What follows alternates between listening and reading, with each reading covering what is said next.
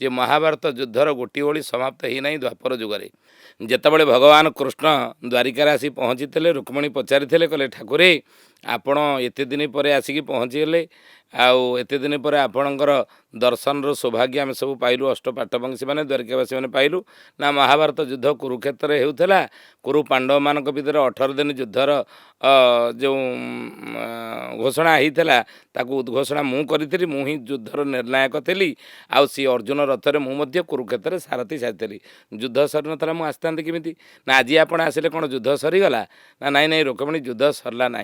ना युद्ध सरलानी एते बड़ बड़ महारथी माने थे भीष्म थे द्रोण थे कर्ण थे ये सब युद्ध भाग नहीं ना आ युद्ध केमी 18 दिन महाभारत युद्ध सारे गोटे युद्ध गोटे बाण शेष कर बोलिकी गोटे महाभारत युद्ध को बेलारसन कहीदेला आपण ताकू करईदेले ना युद्ध ताकू करईदेले ना महाभारत युद्ध ताकू भाग सी नहीं पारा ना गंडीर मुंड को अलग करदे किंतु ये युद्ध पुणी एते बड़ बड़ महारथी थी आप सारी पारे ये युद्ध किए केते दिन युद्ध कला तो अच्युतानंद महापुरुष लिखिं प्रथम मुकुट पिंधा भीष्म महारथी 9 दिन ओडिए से युद्ध करिसेंती भीष्म कले 9 दिन ओडिए युद्ध 9 दिन ओडिए 10म दिन युद्ध रे अर्जुन बाण सरसज्जा पड़े भीष्म सरसज्जा पड़ा पर अच्युतानंद लिखिले कले तापर युद्ध कला किए कौरव मानकर सेनापति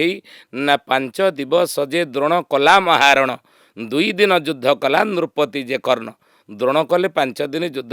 कौरव पक्षर सेनापति 9 दिन ओडिए करते भीष्म ये 9 5 14 दिन ओडिए होगला युद्ध जिते द्रोणाचार्य दृष्टदुम्न द्वारा निहत हेले कौरव पक्षर सेनापति है कि अच्युतानंद महापुरुष कहले 2 दिन युद्ध कला नृपति जे कर्ण अंगराज कर्ण सूर्यपुत्र कर्ण ये 2 दिन सेनापति युद्ध कले सी अर्जुन बाण निहत है केते 9 5 14 दिन ओडिए है 2